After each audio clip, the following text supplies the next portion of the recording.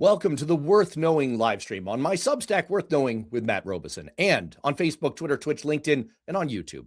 And we're going to be talking about the war with Iran with a supremely qualified and insightful guest, Fred Wellman, the former executive director of the Lincoln Project, an Army veteran of Operation Desert Storm and Operation Iraqi Freedom, who's a celebrated political analyst, a YouTube star, and who's also currently running for Congress against one of President Donald Trump's worst congressional enablers. This war with Iran sets up a unique, maybe unprecedented situation for all of us as American citizens, as voters, as active members of the Republic. Never before in the history of any democracy on earth, let alone here in the United States of America, have we ever entered into a war with so little credible information about what we're doing, why, and what it will all lead to. There are very few things that we know for certain so far, but we know this: that the justifications that President Trump has offered for launching the war not only contradict each other, but contradict themselves. For example, Trump's claim that Iran was a week away from having weapons-grade nuclear material and on the verge of having the missile technology to deliver it to our shores. Not only do experts agree that both of these points are totally untrue, but remember that just 6 months ago, Trump was so adamant that we had, quote, completely and fully obliterated Iran's nuclear capability that Pete Hegseth fired a top U.S. general because the Defense Intelligence Agency that he headed up had contradicted Trump. Hegseth on Friday fired the general who angered President Trump over his damage assessment of U.S. strikes on Iran. Officials gave no reason for the firing of Lieutenant General Jeffrey Cruz, head of what's called the Defense Intelligence Agency. It follows a June assessment by the DIA that strikes against Iran's nuclear facilities had only set their nuclear program back by a matter. But not only is this all inherently contradictory, but it's further contradicted by Marco Rubio's explanation that actually we're at war with Iran because Benjamin Netanyahu sucked us into it.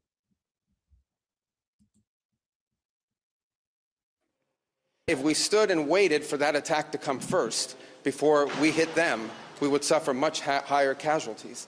And so the president made the very wise decision. We knew that there was going to be an Israeli action. We knew that that would precipitate an attack against American forces. And we knew that if we didn't preemptively go after them before they launched those attacks, we would suffer higher casualties and perhaps even higher those killed. And then we would. Which is itself contradicted by Vice President JD Vance and his repeated assertions that Trump is who's determining what's happening, all on his own. And what about Trump's assertion that this is really all about regime change, that we're merely setting things up for Iran's own people to overthrow their government? Take over your government. It will be yours to take. This will be probably your only chance for generations. For many years, you have asked for America's help, but you never got it. No president was willing to do what I am willing to do tonight. Now you have a president who is giving you what you want. Well, if that was the strategy all along, let's not forget that mere weeks ago, when Iranians were protesting in the streets over dire economic conditions, Trump posted on Truth Social, quote, Iranian patriots keep protesting, take over your institutions, help is on the way. One of 8 times that he did that. And they did. They followed through. And that led to the Iranian government murdering an official toll of 3,117 people. But independent analysts suggest that the death toll could be over 36,000. And as the Yale historian Tim Snyder points out, these are the very people, the most motivated and courageous pro-democracy Iranians who would have been the vanguard of a new government. So Trump literally called for our strongest potential allies and bridge to a future in Iran to sacrifice themselves. He assured them that we had their back, except it was actually coming a month later when they had all already been murdered. And what about the most troubling one of all? What about the distinct possibility that Trump launched this war not to back up the protesters or protect us from phantom nuclear weapons or even to support an allied government with a sketchy leader like Netanyahu, but rather because of a personal grudge? Not just that, but a grudge built on a deranged and debunked and pathological conspiracy theory. He posted on Truth Social that, quote, Iran tried to interfere in 2020-24 elections to stop Trump and now faces renewed war with the United States. Is that the cause and effect here? Let's not forget that this is the second time that we've launched a deadly military operation on the basis of Trump's conspiracy allegations, since he similarly claimed falsely that Venezuela had interfered in the 2020 election. And this one is equally bogus, especially since the 2020 effort seems pretty clearly to have been meant to suppress Democratic Party voting and to favor Trump. This one is disturbing because it's not only, therefore, self-contradictory, but it seems to be launching an entire globe-shaking war to set up a pretext for suppressing our own midterm elections this November. What's hard about all these conflicting and contradictory justifications is that they sit atop the Trump lie machine, which has recently veered into a new form of lying that I profiled in my That's Bullshit segment on the Political Rehab show last week. I called it the impossible lie. This is a lie that cannot be true because it breaks the laws of math and is therefore merely an Orwellian test of subjugation on the order of 2 + 2 = 5. But that's not all the challenge here, because despite all of the internal contradictions and lies and fog of war uncertainty, there remains a chance that there could be a good outcome here. That's the somewhat more pragmatic view that figures could emerge and create an Islamic Republic 2.0, like Tom Friedman suggests, like a much less threatening version. Or we could even end up with a functional and somewhat friendly Iranian regime, that we could look back in 5 years or 10 years from the vantage point of a world that's fundamentally changed and say, this was ultimately for the good. And this kind of tension and nuance and complexity is exactly what we do not excel at in American politics these days. And that's what makes the challenge of this moment so unique. We have to be able to deal with two coexisting realities. On the one hand, we have an illegal war launched against the Constitution with no congressional authorization and with almost no attempt at justification to the American people who are in charge via our duly elected representatives. Almost no mention in the State of the Union speech, no run-up of administration officials explaining the situation in depth, which they at least tried to do in the run-up to the invasion of Iraq in 2003, even though they were frequently lying. No primetime address or fireside chat. Only this mess of incoherent and suspected motivations. On the other hand, there's no denying that, as former Associated Press Middle East editor Dan Perry said on this show last week, if we could achieve a regime change in Iran to a government that stops funding terrorist groups and destabilizing the region and murdering its own people, that would be a good thing. And I should note that Dan is currently with his family in a bunker in Tel Aviv. He's among those paying the price for the slim hope that this will turn out well, which is why there are two things we need to hold on to in the coming weeks. First, we need to burn into our brains the uncertainty that we're living with right now, because hindsight is 2020. We tend to so easily forget how little we knew before the fact. That's especially true when we have a government aided and abetted by a right-wing media apparatus that's relentlessly trying to etch-a-sketch our brains about what came before. We can't allow the 2020 hindsight fallacy to erase the incredible risk that we're facing right now and the incoherent stupidity with which we launched this war. The second thing we must hold on to is a glimmer of hope. As I wrote on Substack, from the moment Trump launched this war, many commenters have invoked the 1997 film Wag the Dog to charge that this is all about creating a diversion from the political disasters that Trump himself created. High costs, a sputtering economy, the Epstein files, his paramilitary murdering Americans in Minnesota, and every other piece of pain that he's inflicted in his second term as president. And the key thing to remember is that it's not working. As of today, 1 in 5 Trump voters from 2024 regret their choice. And that includes nearly a quarter of non-MAGA Republicans who wish they had a do-over on their vote. If Trump was hoping for a rally around the flag effect, it hasn't happened. About 60% of us already disapprove of this war with Iran and say, we don't trust that Donald Trump has a plan. And there's one more glimmer of hope here. Almost 2/3 of Americans want Congress to approve any further military action. A similar majority of Americans blame Donald Trump's tariffs for their high costs and want Congress to rein him in. The fact that we have a rubber stamp Congress is increasingly infuriating American voters. And that's why Democrats right now have a 10-point advantage on the generic ballot. So there's a real hope that in 8 short months, we might be able to get rid of a lot of these lackeys and get a Congress that will actually be the independent branch of government that the Constitution envisioned and that actually responds to what the American people want. One of the people on the front line of trying to do that is, of course, our old friend. Hey, Matt, what's going on, man? Good to see you again, brother. It is great to see you. Thank you for taking a few minutes out from the campaign trail, and I want to focus on your area of expertise. You came out swinging immediately upon this news that we had launched. Subtle as always, I see. Yes, pull no punches, saying that this was unjustified, unjustifiable, misbegotten, misguided. Why your initial reaction so strongly? So for several reasons. One, I did Desert Storm, and then I did Iraq 1. So I often say I invaded Iraq twice under two different Republican presidents. And we know what has to happen as a lead up to war and the justifications for it and the legal justifications for it.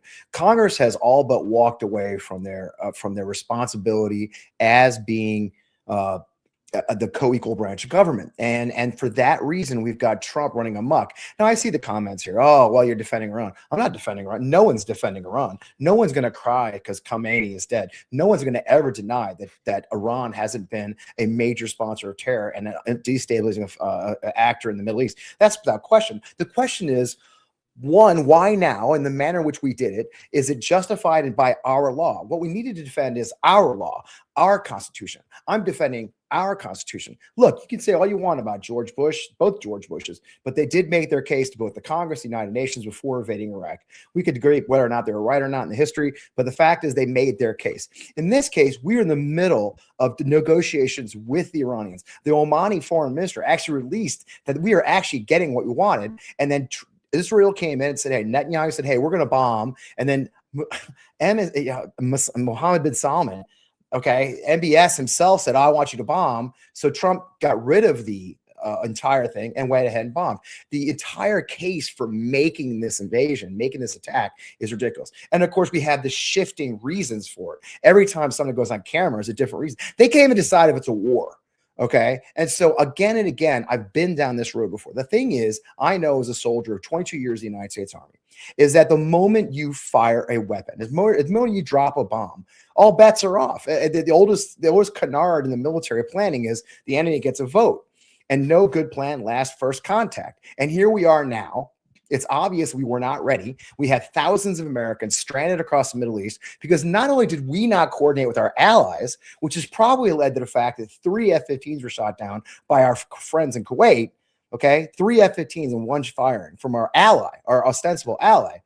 But not only that, we had soldiers in an unprotected command post that didn't have overhead cover. And so an Iranian drone took out a command post. That's where our 6 soldiers were killed.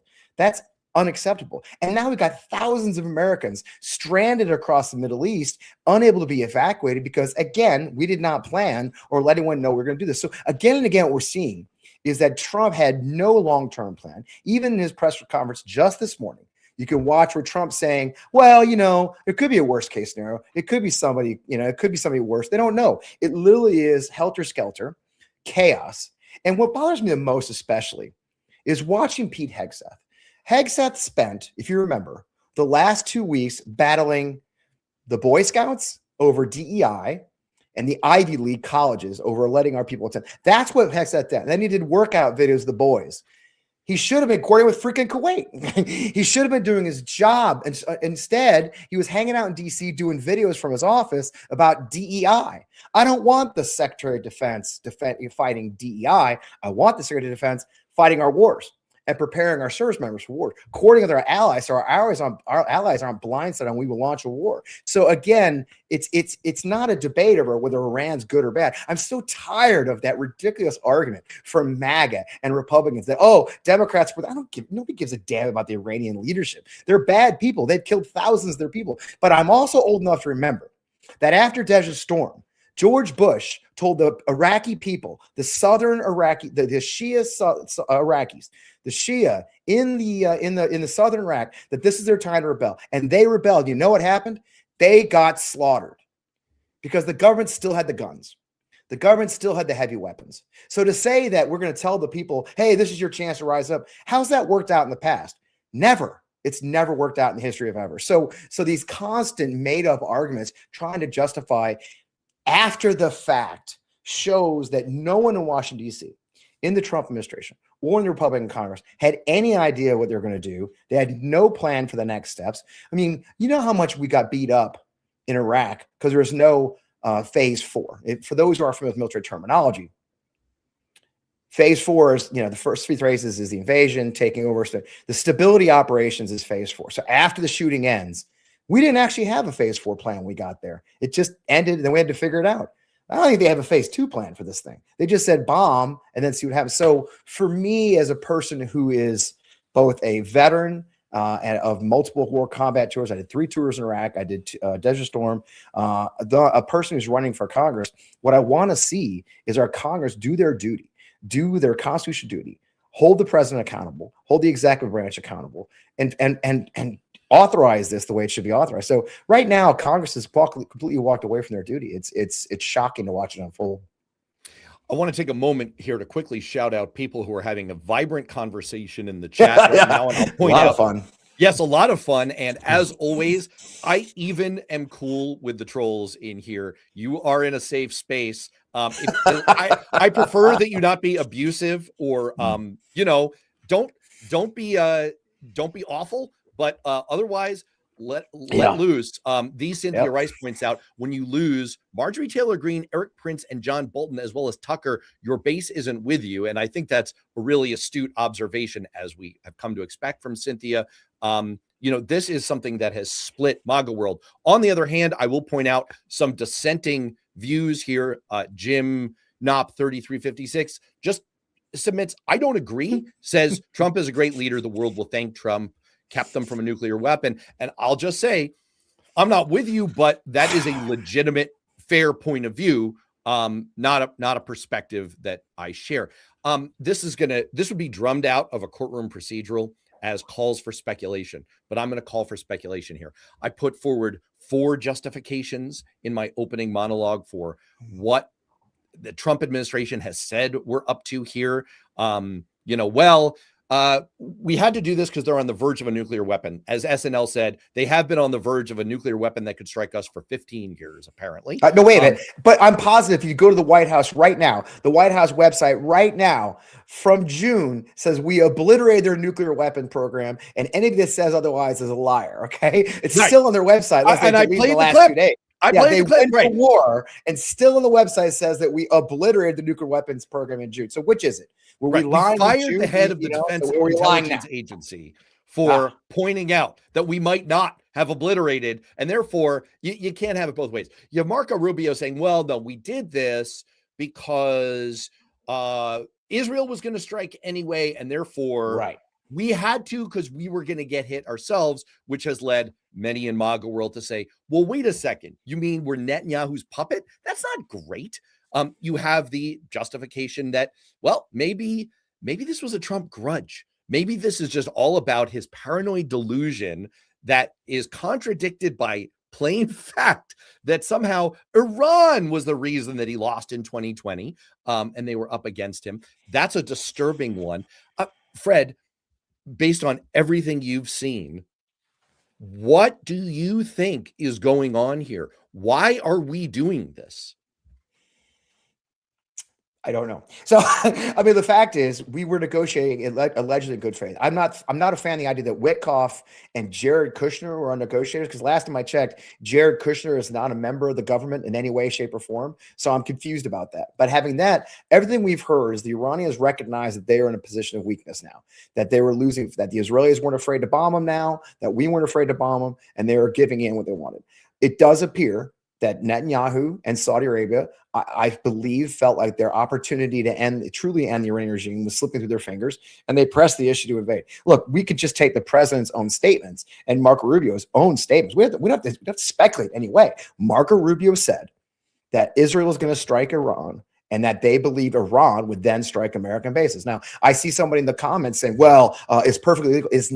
It is not legal. That is not the word in the War Powers Resolution. The War Powers Act is very clear. An imminent or recent an attack on the United States. Okay, not 9/11 was an attack on the United States. War Powers Act. Okay, there was no imminent threat to the United States itself, unless our ally decide. Now, what would you thought? Now, look, you could call me a peacenik. You're an idiot. I went to war 4 times. The kicker of this whole story is this week. See this aircraft right here? This aircraft right here. I lost one of those 35 years ago last week. That's an OH-58 Charlie. I lost one of my air crews exactly 35 years ago in Desert Storm. Okay, I know the price of war. I know the price of the lies. And so to say we're going to send our men and women to combat without a plan, without an end goal, I don't feel that burden. I feel that burden. And so to see people trying to say, oh, well, you guys are just chickens. I'm not a chicken hawk. I went to war. Did you? Because I did. I lost men 35 years. So to see the same arguments 35 years later to justify an invasion when there's just not there. And so again, I want leaders who feel the burden of leadership. I want people who understand they're sending men and women into danger and they may not come back. And what have we seen since they launched this attack? Well, it happens.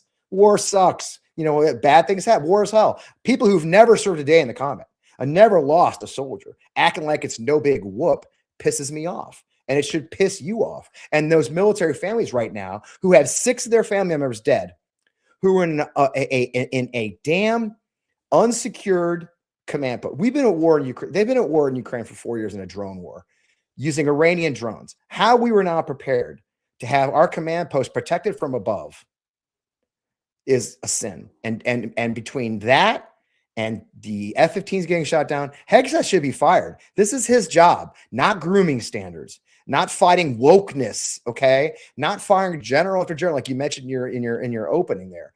They are failing their duty to serve. And that should anger. I don't care what your political spectrum is. You can't sit back. And this argument about, oh, Obama did it or something, give me a freaking break. First of all, this is now. This is 2026. I don't give a damn what your arguments are over something in the history. Right now, the law is being violated by a man who has no idea what the end goal is, and a Republican Congress which goes along with everything he says and is willing to take whatever talking point they want and do it. My own opponent, Ann Wagner, within hours of this thing came out, I support the president. Because you know why? She will never go against him because she does not understand what's going to happen to our troops. And don't give me any crap about, oh, it's been successful so far. So far, okay? I remember we thought we were done when I arrived at Mosul in March. On Saddam's birthday, I drove to Mosul, and we were chilling, man. I was getting flowers from the kids. It was great. But guess what? I went back 2 more times. My son-in-law went back. It was a multi-generational war in Iraq. I know where these things go. And anyone who sits back and says, oh, well, that's not going to happen this time, man, have I got bad news for you.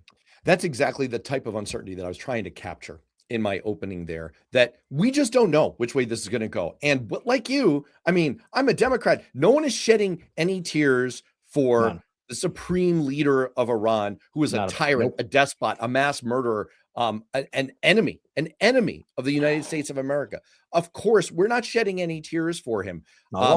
But at the same time, I think your point is very well taken, that you want your political leaders to understand the consequences, the gravity of what they're doing, and not be directed by Admiral Bone Spurs. And you have comments like here from Jason Beatrice 7362 saying, I never found WMD in Iraq. In Fallujah, Iraq, I found Iranians, Palestinians, Islamic extremists shooting at us. And that, I imagine, was your experience as well. You invoked Ann Wagner, your opponent. You are running for Congress. I'm going to, I'm just going to be fucking blatant about this right here. Oh, I'm not supposed to curse as much as I do, but good. Look how little I curse. Do you see how far I've come, Matt? I get credit. You have come such a long way. He's watching this because you have cleaned up your act, sir. I have. I'm trying to clean up a little bit. But you know what happens is I get into politics brain. Whenever I used to be running congressional campaigns, my wife would not recognize the sailor I had become in my language. I cursed like there was no tomorrow. Listen, if I worked for I don't know, Barry Weiss or one of these like faux mainstream media outlets that claims to be following journalistic standards, but really is just kowtowing to Trump, then I would not be able to advocate for your election to the U.S. Congress. However, I'm a member of independent media, and even if I were working for one of those outlets, I would still call out the truth like I see it. So you know what I'm putting in the chat right now? I am putting in the chat right now your donation tab. If you are listening to this and you're unfamiliar with Fred Wellman, let's talk a little bit about your opponent, Ann Wagner. Sure. I don't know her from a hole in the wall. That's her style. That's exactly what she does. All you need to know about her is that she is a rubber stamp for Donald Trump. I defy her to repeat talking points while Donald Trump sips a glass of water. She is a sock puppet for Donald Trump. Yes. And Yeah. I want to talk a little bit about the point you were just raising about how disturbing that is, because I have no idea if you were in Congress right now, how you would vote on authorizing military action, authorizing war in Iran. But I do know that I would trust your judgment to be independent, to have it be informed by your experience as a military veteran, someone who literally had boots on the ground in the Middle East, and by your deep and abiding respect for the gravity of what we're doing when we commit our armed forces overseas. So talk to me a little bit about your view in general of the role of Congress here and how it's been abdicated. That's a great place to start. My frustration, one of the reasons I'm running, is that I've watched Congress completely walk away from their constitutional duty. Look, a lot of people are going to say, "Oh, I'm a strict constitutionalist." Then why has Congress given up so much of their power? This Congress right now, especially, is the least effective in history. They don't even pass bills. All they're passing now is they finally get around to passing a spending bill, because the spending bill is the only thing they can pass using the rules, right? It has become a joke. They're not giving any oversight of the government. I mean, the perfect example is the Comey stuff, this Comer stuff. I mean, so they're going to investigate the Epstein files. They bring in the Clintons. Okay, it's just become a joke and a doormat. I talk a lot about Harry Truman. Harry Truman, I should probably change to a Harry Truman painting back here, but I'm from Missouri. I'm running in Missouri's 2nd congressional district. For those who don't know, my district sits outside of St. Louis, Missouri, where it's a beautiful area. It's rolling hills outside of St. Louis, 5 different rivers. Well, I have a river in my logo. If you see back there's a river. We have 5 different rivers going through our district. It's a beautiful, beautiful area full of good people, suburban, rural, wonderful place. That's why I'm running here, because what we're seeing is no representation in Congress. We have no one there helping us. We have no one there recognizing us. My opponent, Ann Wagner, has become absent on duty. I mean, look, it's easy to say she hasn't held a town hall. She's never held a town hall. She doesn't respond to her constituents in any way. And when I go about the district, when I talk to people, all I hear consistently is, I got nothing. Oh, give me a break. I got nothing. I get no respect. I get nothing from our member of Congress. Look, we need someone who's going to go and understands, from their life experience, what it is to lead and what it is to feel the pressure. Somebody asked me, how are you going to do in Congress if you're one of 435 people? You're not like being a CEO like you were. It's not like being a colonel in the army like you were. Well, that's the thing. My job is to be one of 750,000 here, the representative of 750,000 people. And that responsibility matters. That means I have to listen to them. I have to do the right things for them. And we're just not seeing that in this Congress. This Congress is completely ineffective. They're not doing any oversight. They're not doing any kind of help. They're not bringing money back here even. It's just become a useless Congress. And I was telling the story of Harry Truman. Harry Truman's Missouri. Of course, our president. It's a famous story. I have many stories about Harry. I could tell you a million stories about Harry Truman. But I've been told a lot about giving him hell. He does give him hell. The stubbornness of Harry Truman and holding people accountable. But what I do believe and I love about Harry Truman is the reason we know who Harry Truman is. The reason Harry Truman became president was the Truman Committee during World War II. And what Harry Truman discovered after he won his re-election was that the base being built in Missouri before World War II, Fort Leonard Wood, was not being built properly. So Harry Truman got in his old Model T and drove by himself down to Fort Leonard Wood in southeast Missouri and discovered, indeed, the contractors were not building it properly. Then he kept driving. He drove all of the South investigating this contract fraud. And he went back to D.C. and he went to President Roosevelt and said, "Hey, you got a problem, bud. We're wasting billions of dollars, millions of dollars on things that are not being built." And so Truman took over. They gave him money, and he started what ended up being called the Truman Committee, which was oversight of our government, oversight of the spending to ensure we weren't being ripped off. Marshall himself gave credit to Harry Truman for winning the war as much as the soldiers in the field, because he kept us from being ripped off by contractors. He kept us from incompetence. He made sure that our stuff was being built safely. So I believe we should have people like Truman who go to Congress and are willing to investigate and ask questions and make sure they're doing the right thing for their citizens. And right now, you don't see that at all. There's no oversight going on. It's just outrageous what's going on. The contracting things. I mean, and then the lie being told. So I'm very, very motivated to run, because I believe we need to have people in Congress who understand their constitutional duty, who recognize they have a job, and that job is oversight the executive, and to do that the proper way and pass laws. And right now, I think all we've got is like I said, Harry Truman called it. He had the Republican do-nothing Congress. I call it the Republican doormat Congress, because all they're doing is just sitting at the door while Trump walks back and forth across them, and that's it. And so that's why. I want to do Long two answer. quick things. No. I want to pick up on your answer. I'm going to put that into the parking lot for about 30 seconds because I want to tell a little story about exactly what you're talking about the constitutional duty. And if you revere the Constitution of the United States of America, you should believe in members of Congress doing their constitutional duty. I want to talk about that in just a second. Let me just quickly catch up on a few of the comments going on here. Yeah, there's a lot. I got sidetracked myself. That's why I was like, I am trying to listen, process things, foretell the future, one banners, busy chat today. Comments. I'm your all-service host here. Lefty Grams is pointing out, you can tell how unpopular Trump's distraction is by the number of trolls parroting the talking points. Epstein, Trump is a pedo. I don't disagree with any of that, Lefty. I want to point out a comment here from Jamie Strickler, 6823. Again, Obama killed an American citizen. Where were you guys at on that? I'm not sure to whom you are referring, but I will say that the child of a terrorist. Let's stipulate that. Let's agree. Jamie, let's agree. Let's agree. Sure. If you will agree, Jamie, that a whataboutism doesn't address what's going on here. This is not about Trump derangement syndrome, which is something that a very active chatter. Something to block right there. Grandy's Garden 175 is saying, don't you dare come here with this pedophilia shit. When your boy is all over the freaking Epstein files, I want to see this crap from these Trumpies trying to say that we are the ones. We know Trump's in those files. 30,000 mentions. So spare me. 950,000 redactions. Spare me that. Whoever you are, Paul Marino. Give me a break, dude. So Grandy's Garden 175 says, will liberals ever admit to one thing they like about President Trump, or is the TDS too strong? This ain't TDS.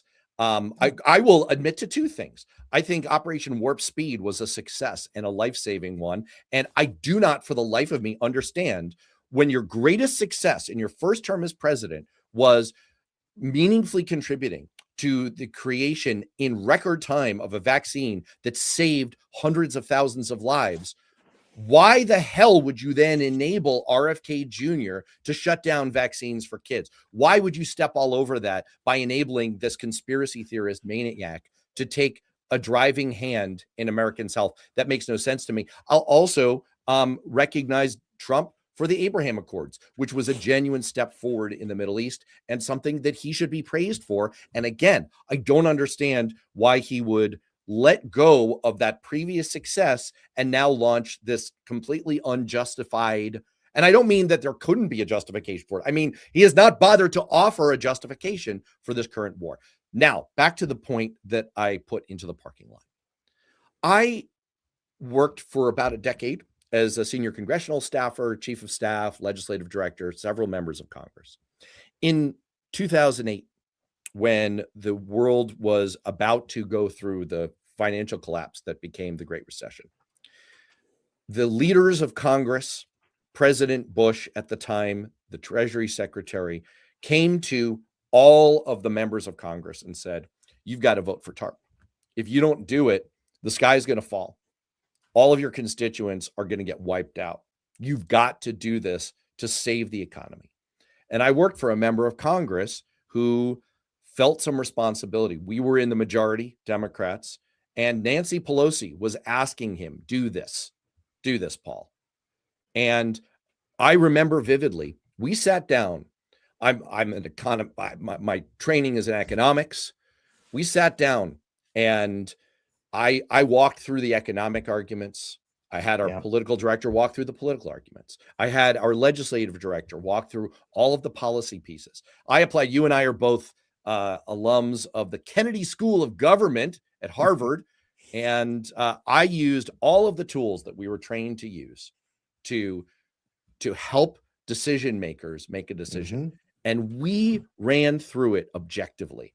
And he told all of these folks, no. He voted no. After reasoned analysis, he showed some independence. I don't know if he was right. I don't know if he was wrong, but I know that he was thinking for himself. I know that he was independent. And what bugs me as a supporter of yours in your race against Ann Wagner is that she does not. I have never seen an independent firing of a synapse out of that member of Congress. And I know that you would apply them.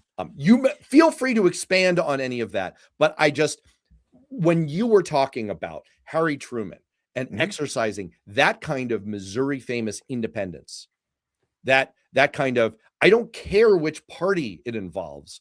I want to do the right thing.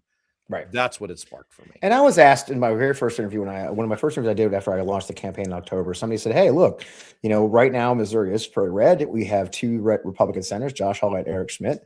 Not a big fan. However, I have to work with them as our senator. He said, if Josh Hawley comes to you with an idea that's going to help your constituents, are you going to work? Of course I will. Because I'm being elected, I'm running as a Missouri Democrat, is how I frame it. I'm not running for national Democrats. I'm running because to represent 750,000 people in the 2nd District, Missouri. That's my job. That's what I'm running for. Not just the Democrats, not just the people who vote for me, certainly not just the donors. The goal is to be a representative. It's in the title. I always joke that the name is the job. It's representative. And so if Josh Hawley, what's the term? A broken clock's right twice a day. He's done. He actually did something very interesting here that helped. People don't realize that much of the Manhattan Project radiation stuff was done here. The processing uranium was done here in Missouri. They dumped barrels in one of the local creeks. To this day, we have people here in this district, in this region, who are getting cancers from just swimming in the local creek.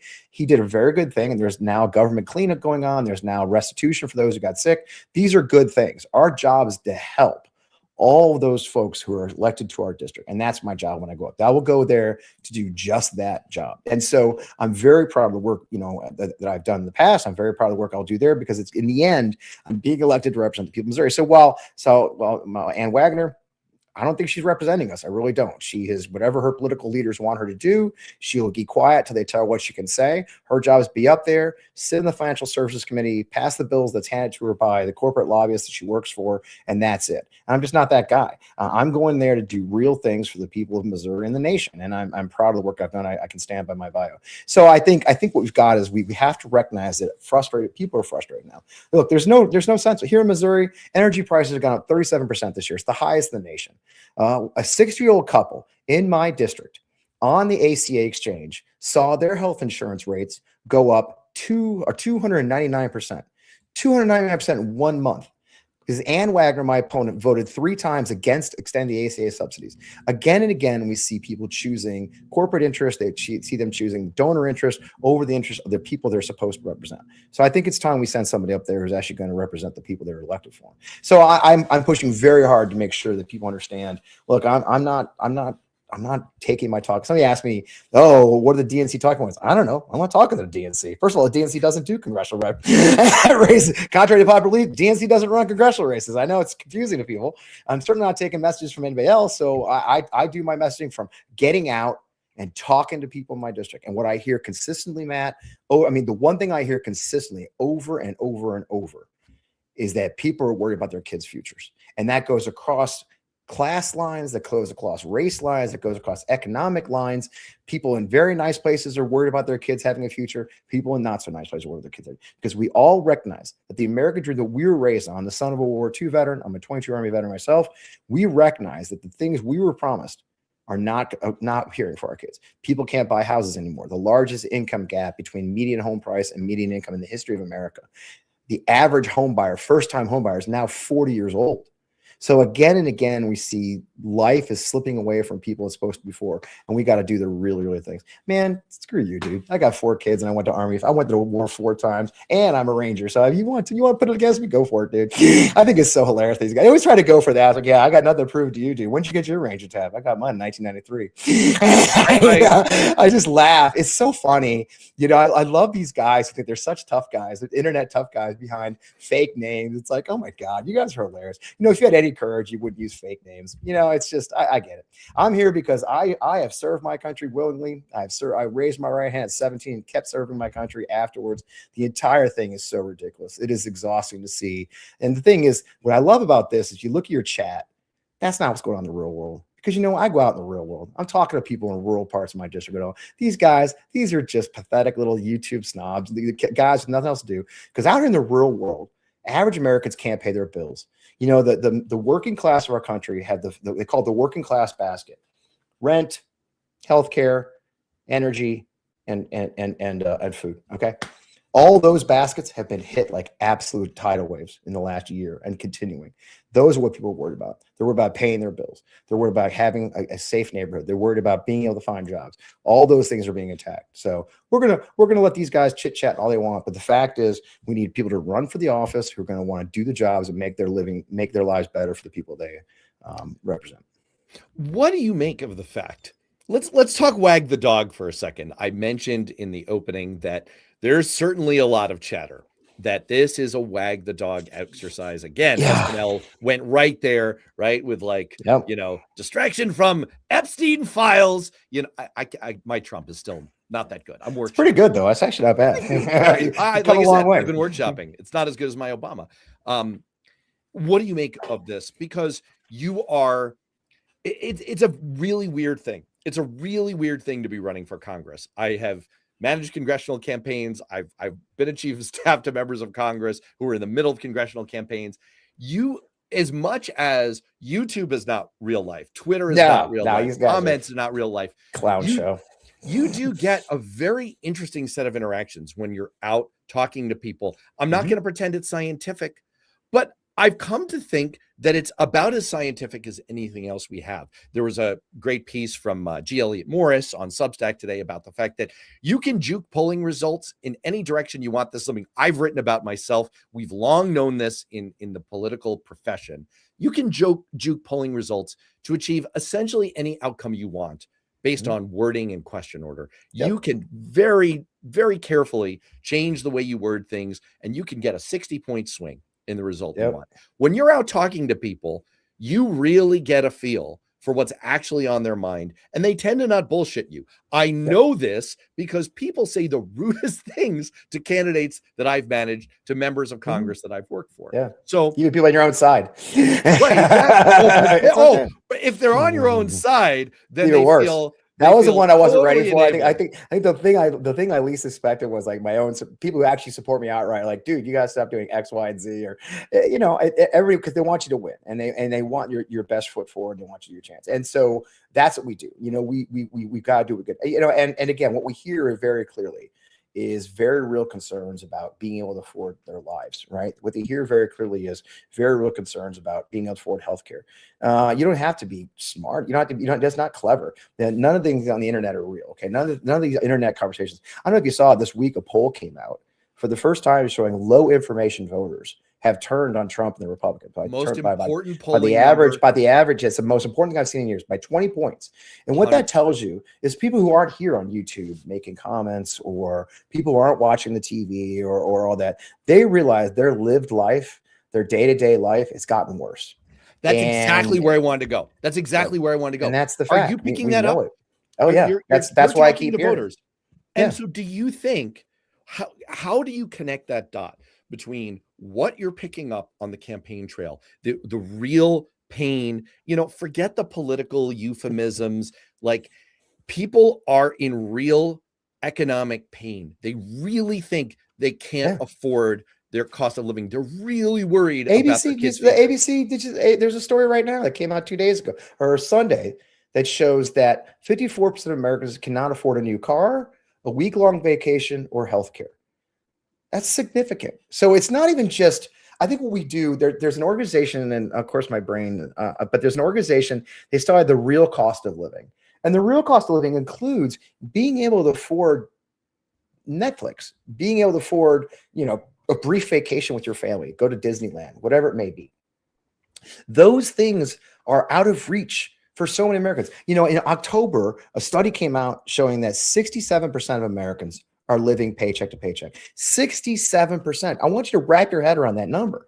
That means the majority of Americans, over 2/3 of Americans, are living paycheck to paycheck, no matter what their economic level is. That means everyone. So maybe you're living paycheck at a really nice house, but you miss one. And I tell people in the nice neighborhoods I visit that you've seen it. Whenever you talk, the mom gets cancer, the dad loses a job. What happens? House goes into foreclosure. They have to move. This is being seen across the political and across the economic spectrum. People are knowing their lived life is telling them the truth, which is life is getting harder in America, and it's getting harder here. When I first decided to run, I'm from a little town called Kirkwood. It's a beautiful little just suburban oasis. I grew up there. I left there at 18. I left there at 17, actually, go to West Point.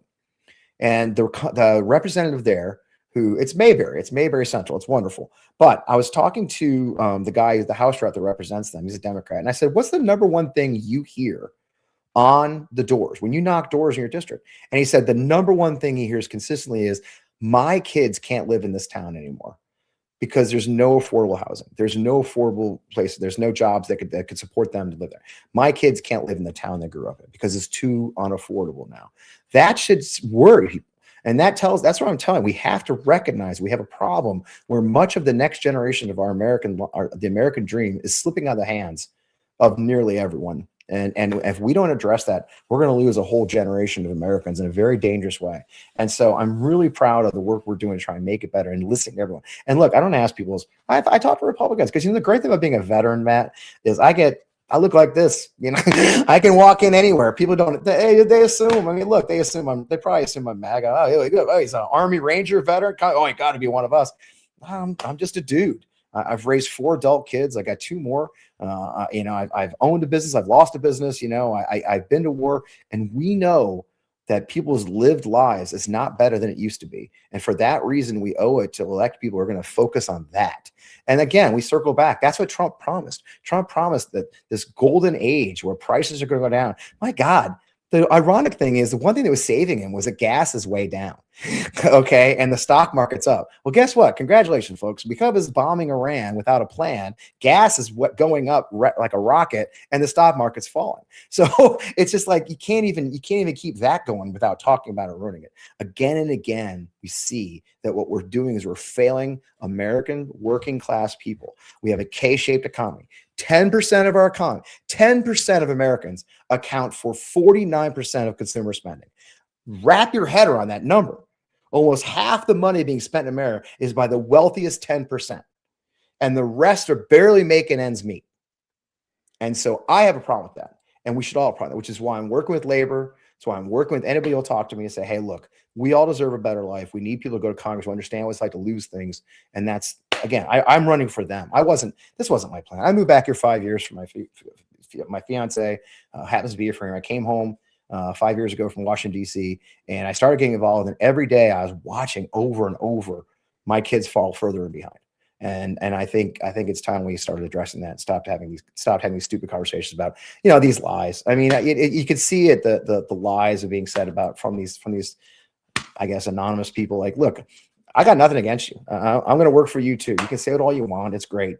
But the fact is you're going to go home. You have to face your family, and you have to understand that your kids need to have a future. And right now, in many parts of this country, they don't. I want to quickly get to a few chat items, and then I have a question for you building off your last question. Sure. Mimi points out, Mimi W8243, I want Barron Trump drafted. Unfortunately, he also has bone spurs. So I don't know. He's an independent human being. I shouldn't diss he's not a kid. He's an adult now, but I'll leave him out of it. Whatever. Jason Beatrice has been interesting in the chat. He's the guy who said, look, we never found any WMDs. We found a lot of people shooting at us. Goes on to say, I really wanted world peace. But he's pointed out multiple times that his views are he's not voting for Democrats. And I just want to say to Jason, dude, that's cool. That's fine by me. I'm not trying to convince you. I mean, I'm putting Fred's info up here in the chat because I'm voting for him. I can't vote for him. I can use the donation. Right. I appreciate that. Like I've donated to him. I will again. Like, I support him. You don't have to. Like, I am cool with you exercising your independent judgment as an adult, as a voter, as a citizen. That's all I want Ann Wagner to do. That's all I want my members of Congress to do, right? Is exercise some independent judgment without regard to party first, right? Right. And without regard to, oh, gee, I really got to do this in order to keep my seat. Believe me. Yeah. I have some personal regrets about things that I advised my bosses in Congress to do because I knew they were politically expedient. Yeah. There are compromises you have to make. I'm not pretending that politics is simple. You have to be pragmatic. It's not easy. You have to be pragmatic. Sometimes you can't. I literally used to say this to the members of Congress I work for. You can't fall on your sword on every issue. You won't survive. You won't make it to your inauguration day. You won't get Right. sworn in. You do have to pick your battles. But I mean, believe me, you have to stand for something. That's my only point. And by the And way, that's it. your friend Jenny, oh, I don't know if she's your friend or if she knows you, Jenny Wolfel says, I love Fred Wellman. He's an American hero and my choice to Very bring kind. leadership, integrity, and vision back to Washington. Thank you, Jenny. Why is the wag the dog not working? I mentioned all the stats at the top. It is spectacularly failing. Americans overwhelmingly already do not support what's going on here. Granted, we've already lost 4 service members. That is 6. incredibly painful as a toll. 6.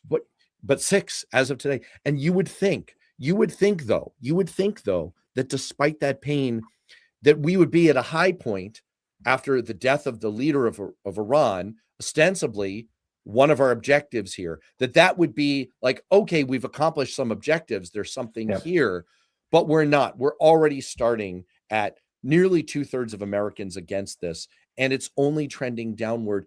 Is it because people see through the distraction? Is it because, as you said, low information voters have already turned on Trump? They're not paying attention to this. They're paying attention to their real problems directly in front of them in their lives. Is that what you're hearing on the campaign trail? I think what I'm hearing is one size doesn't fit all. Clearly, what I'm hearing over and over is I've seen frustration. I've seen frustration from my former Republican friends with the fact that Donald Trump very clearly said he was going to be the peace president. He specifically said he would not attack, would start new wars. He started a lot of new wars. So there's frustration even on the right in this. On the other side of the spectrum is, he's never, I think a lot of people are feeling because he just has not made the case. Look, say what you will about all these other presidents. They've made the case of what the threat was or what was clarifying the problem, including, stuff I wasn't a big fan of Libya. I wasn't a big, but the fact is you have to make the case. There's been no case effectively made. It's funny too, because, one of the things we used to talk about a lot when I was working against Republicans in the past was how consistent they were good at messaging, how they were always on message, how they were always good at every day they issued talking points, every follow. And what I've been surprised by is how incoherent the message has been in the Trump administration and the Republican leadership in the last month or two, frankly. They've completely lost the messaging battle because they have no idea. Trump is increasingly incoherent. Trump is increasingly just doing his own thing. And they're all playing catch up, trying to think. I, for the life of me, can't figure out why the main spokesman for this war has been Mark Wayne Mullen. The plumber, the Nepo plumber's son. Okay. Okay. So why is, did you see the bit yesterday where Mark Wayne was on TV saying the smell of war, you'll never forget, bro, you never served. Okay. And so it's so strange. They can't seem to come up with a coherent message. Why? Because I'll tell you why. I don't think they know. And I don't think that Trump knows. I think he just did it. So going back to the original question, is this wag the dog? I gotta be honest with you. I'm at a point where I'm not sure there is that kind of coherence to do that. I'm not sure. It's kind of like the old joke about playing 3D chess. I'm not sure if he's even playing checkers at this point. I think he's eating the pieces. and so BB called him and MBS called him, who's his fundraiser. Hey, look, there's a reason that Trump's first president trips in both terms was Saudi Arabia. Okay, because they're writing the checks. There's a reason we gave chips to UAE, because they're writing checks. And so his paymaster and his buddy said, we're going to attack. And we did. I'm not necessarily sure there's any more depth to that. His own son-in-law was the guy doing the negotiations, Jared Kushner. So if they're going to negotiate again and again. So yeah, you can say there's a wag. I'm just not sure that Trump at this point is that sophisticated. And which circles me back to why I'm running for Congress again. Where is Congress? This is the whole point. The leaders of Congress, who are his own party, should be making the case, hey, we have to have this plan. Here's what we're talking about. But it's all come apart. And so now you've got a record number of Republicans. Why are 41 Republicans retiring? Because they know what's coming. Look, it's bad enough having to listen to Trump's talking points and do whatever he wants when you're the majority. At least you have some power. But imagine when we take the House next fall and they're in the minority and still have to do whatever Trump wants. That's why you're seeing a record number of Republican retirements. So I'm not sure this is a wag the dog thing at all. I just think, he's a walking id, if you will. He just does what you saw him today on TV with the German, the German chancellor and everything else, like just blabbering bullshit. Did you see him yesterday during the Medal of Honor ceremony? He started talking about the curtains halfway through the ceremony. I'm not necessarily sure that Trump is able to put together a coherent enough strategy so they're all running around to catch up. And so I think people are frustrated with that. And it's not one size fits all. It was really interesting because I did have this conversation with my guy who knows my polls. And he said, it's very interesting to me that Trump is losing power. But when you do this, when you dig into what, the tabs, right? When you go to the tabs in a survey, it's shocking. It's not one thing. Some people it's immigration. Some people it's inflation. Some people it's this, it's wars. Some people it's whatever. It's the ICE stuff. It's people getting killed in the streets. There's not one single thing that's causing people to turn on this administration. It's this stew, this flood of insanity that's not being controlled in any way by Congress. It's not being oversaw by any way in Congress. You're going to see a historic midterm blowout, not so much because Trump is unpopular, that's a part of it, but because the Congress has completely failed in any way to serve as a Congress. And I think that's why I'm running here. And that's my thing. Look, my opponent, Ann Wagner, makes it very, she's hard running. She's not a white, I joke here, man, you'll appreciate this. Running against like Lauren Boebert or Nancy Mace or MTG. Look, let's face it.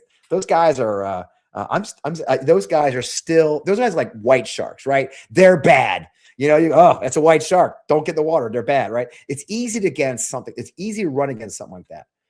My opponent, Ann Wagner, is like a jellyfish, man. She floats around doing whatever is needed. She kind of stays that she doesn't want you to see her. She just does whatever has to be done, just like a Portuguese man of war. But the problem, you and I both know, you've ever been in the ocean, a jellyfish will kill you just as bad. Okay. And so it's harder to run against someone who's so good at drawing. You can't stick a jellyfish to the wall, right? And so we have to make our case very clearly that Ann Wagner has failed to serve her constituents. She has failed to do what's right for those people she's supposed to serve here at home.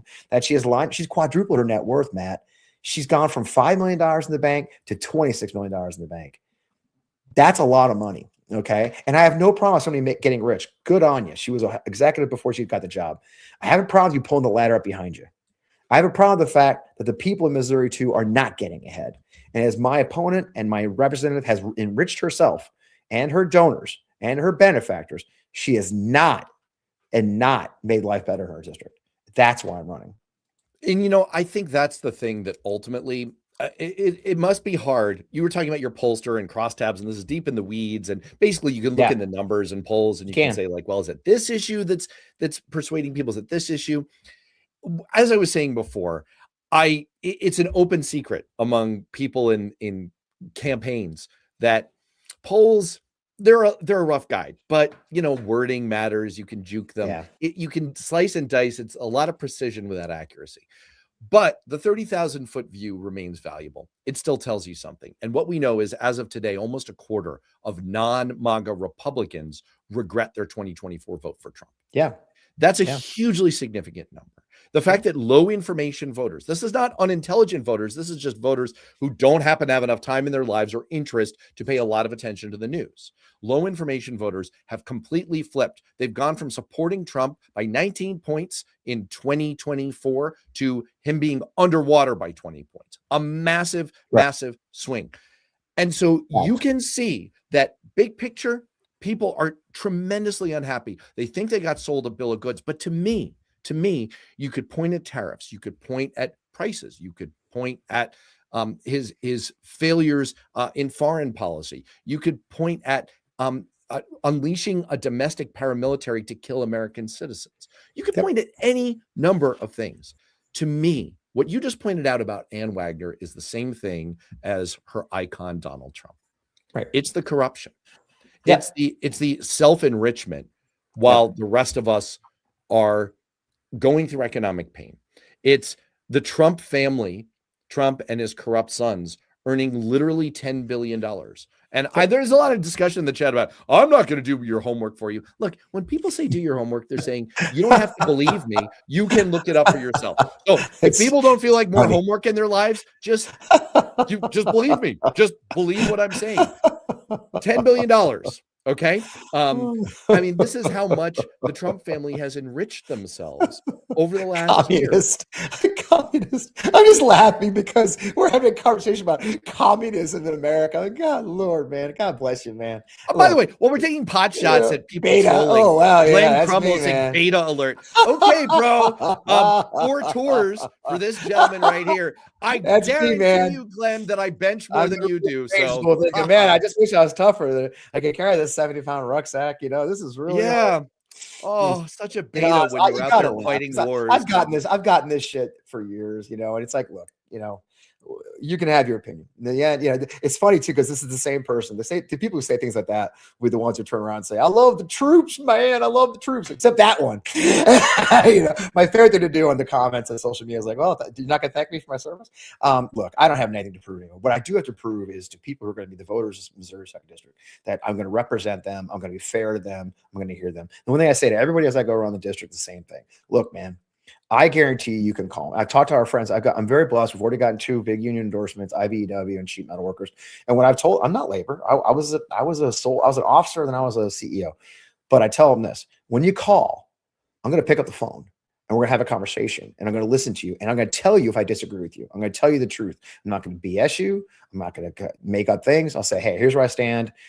We may disagree on this, and then we're going to work it out. We're going to restrict goods. I'm not going to blow smoke up people's backsides about how, you know, I'm going to make up. I'm not going to promise the moon and the stars. I'm a pragmatic person. Doesn't make it, you can call that moderate, but pragmatic is a different thing. Pragmatic means I'm going to do what I can do the best I can as one of 435 members of Congress. But I'm also going to use my bully pulpit that I've got to be able to use that power, being that one person of 750,000 that was elected to go represent them, and use that to try and make my hometown better, to make my home district better, to bring the infrastructure projects so we can look, you know, we have 5, my district has 5 rivers, man, 5 rivers. Imagine if we got rain like Kerrville, Texas did.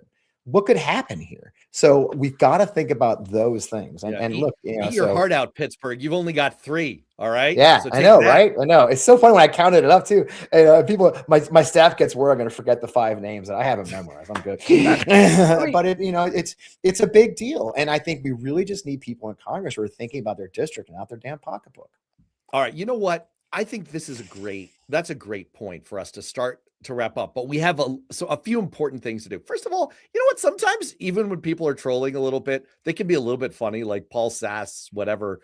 I identify as non-binary. Biden. I see what you did there. That's a little bit funny. And Cynthia Rice, I'm sorry, I take it all back. I have family from Pittsburgh. Okay. Pittsburgh's a great town. I love Pittsburgh. It's just deficient in number of rivers. It's a pretty town too. I love Pittsburgh. Look, I was not ready for how pretty Pittsburgh is when I went there last summer. Yeah, no, Pittsburgh's awesome. It's actually it's beautiful amazing. town. I had no idea a misimpression how tree-lined it was. Yeah, I know. Yeah. I really totally did not understand how beautiful Pittsburgh was. So look, you know, I've said this before. As a staffer, I never tried to replace my work, my accomplishments for the work and accomplishments of the people who are actually elected. But you do a lot of work on behalf of elected representatives. All the work that I did, all the accomplishments that I tried to set the table for the members of Congress I work for, every accomplishment that we achieved, things that are in law today, we achieved working with Republicans. And the tone that I've tried to set on this show, that I think you set when you're on YouTube and in your comments today, is not anti anyone. It's not shutting out anyone's point of view. I can even laugh at funny jokes about Joe Biden. Like, it's cool for us to, you know, like, we can have a sense of humor about this. We can engage with each other. We don't have to outright troll each other, and we can listen, which is really your point. And, you know, so look, I even host on Fridays a show called Political Rehab with another guy named Matt, who is a current Republican political operative who's run campaigns for some of the biggest names in the U.S. Senate who are Republicans. And so I urge people, first of all, I'm going to do my own little plug. Please come subscribe to the Worth Knowing YouTube. We're live streaming there. I've got it right on the bottom scroll. If you like this kind of thing, and you like sensible analysis without all the jibes and hot air and hot takes, that's what we do. And we can actually get along with Republicans and we can listen to one another. And the other thing I'll say one final time is, if you like what you're hearing from Fred, consider a donation. Help him out. because that's exactly the kind of thing that I know you will eventually do in Congress. And listen, if this generic ballot is any guide, you're going to be there, man. This is going to happen. I'm feeling really I appreciate that. I'll give you the last word. And then you can go to my website, wellmanformo.com, and learn more. And look, I really thank you. I think Jordan Gentleman was saying that, look, I'm not running. I'm running as a Missouri Democrat. I'm running to represent the people of Missouri's 2nd District. I'm not running as AOC. I'm running as me. This is who I am. I'm a guy who grew up in Missouri, went in the Army for 22 years, ran a business in DC, came back for a wonderful human being who brought me back to my hometown. And what I see is people who need help, and they just are crying for representation that represents them, that reflects their lives. My life's been hard. I've lost it a few times. I've had a very tough life. And I lost my first wife in a car accident when I was just 29 years old. I lost my first man in combat before that.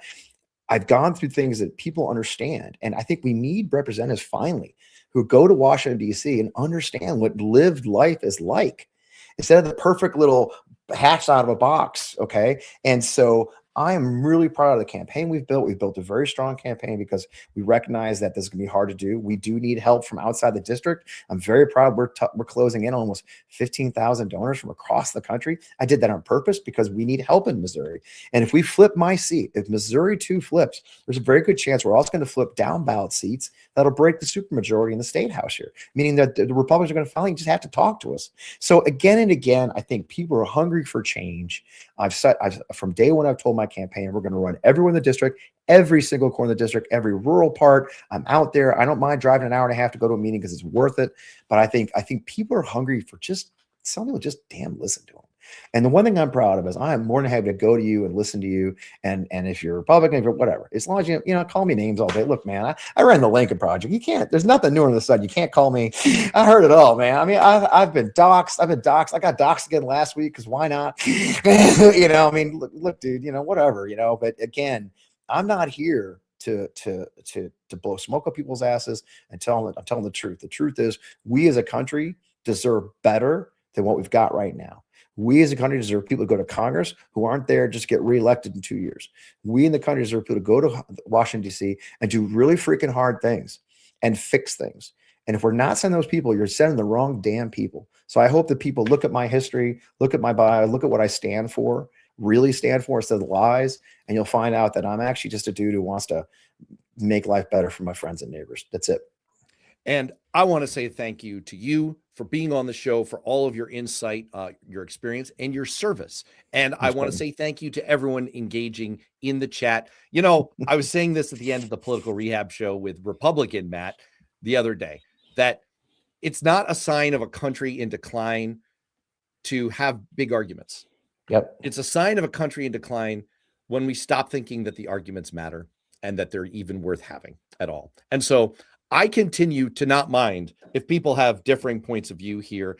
Keep having a respectful argument, and I'll keep listening, and I hope you will as well. And you'll come over and subscribe. Worth knowing.substack.com is my Substack. Or fpwellman.substack.com. We're broadcasting on mine too.